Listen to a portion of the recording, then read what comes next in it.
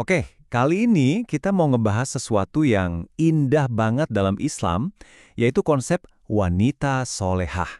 Kita akan coba dalami bersama, apa sih makna di balik cita-cita luhur ini, kalau kita lihat dari sudut pandang ajaran klasiknya.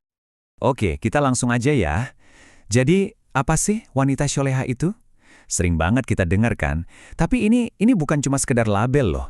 Ini adalah sebuah visi yang utuh tentang seorang wanita yang punya kekuatan dari dalam, tapi juga memancarkan keanggunan dalam hidupnya.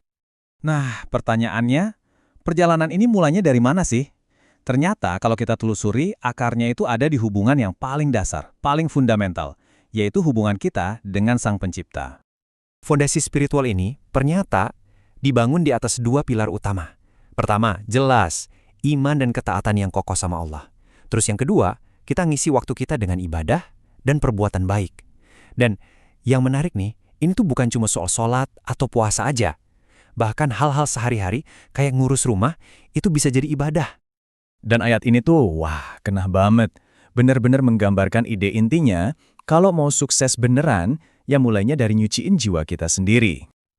Oke, fondasi spiritual udah kuat nih. Terus gimana? Gimana caranya iman itu kelihatan dalam karakter kita sehari-hari? Nah, ini bagian yang seru. Ayo kita bedah lebih dalam. Ini tuh kayak proses yang ngalir gitu, dari dalam keluar. Mulainya dari rasa malu atau haya. Dari hati, terus dia ngejaga omongan kita, dan akhirnya baru deh ngebentuk perilaku kita. Kelihatan kan, semuanya nyambung? Coba deh perhatiin, yang menarik banget di sini itu cara pandangnya. Rasa malu itu dilihat bukan sebagai kungkungan atau batasan ya, tapi justru sebagai mahkota. Sebagai perhiasan yang memperindah karakter seorang wanita. Ini nyombong banget sama yang tadi. Kita bisa lihat betapa eratnya hubungan antara iman sama omongan kita. Pesannya tuh jelas banget. Kalau kamu ngaku beriman, ya ngomongnya harus yang baik-baik. Ini kayak ngingetin kita buat stop gosip, stop ngomong kasar, dan sebaliknya, pakai lisan kita buat menebar kebaikan. Jadi intinya apa?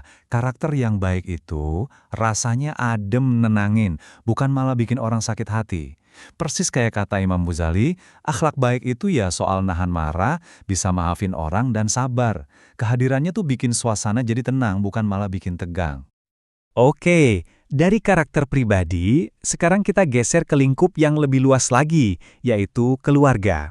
Gimana sih semua kebajikan tadi itu berperan di jantungnya rumah tangga?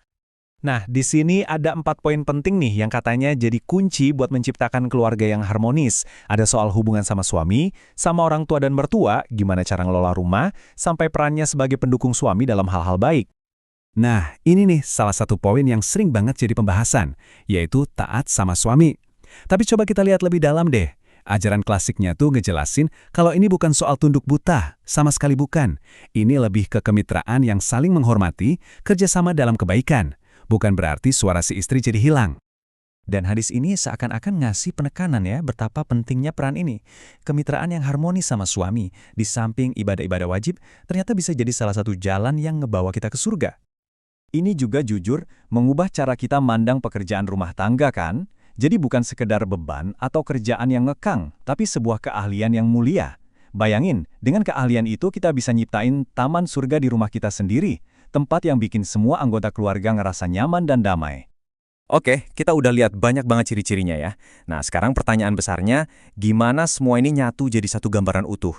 Karena ini jelas bukan cuma checklist kan? Cek, selesai. Bukan gitu. Betul, ini bukan checklist. Semua itu saling nyambung, ngebentuk sebuah visi yang utuh, yang holistik. Ini tuh lebih kayak sebuah jalan hidup. Cara menjalani hidup yang punya tujuan dan bisa bawa dampak positif. Jadi, kalau kita satuin semua kepingan puzzle-nya, inilah potret lengkap dari seorang wanita solehah.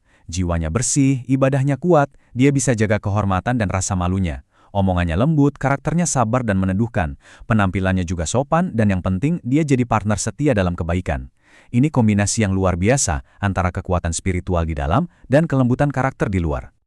Dan pada akhirnya tujuannya apa? Ya ini, menjadi sumber ketenangan bukan penambah beban. Jadi kehadiran yang bisa nenangin, bisa ngedukung, bisa nguatin orang-orang yang kita sayang. Dan kalau kita cari contoh nyata, mungkin nggak ada yang lebih sempurna dari sosok Sayyidah Khadijah. Beliau adalah sosok yang selalu menguatkan Rasulullah SAW, sebuah teladan yang luar biasa tentang kekuatan, dukungan, dan keyakinan yang nggak pernah goyah.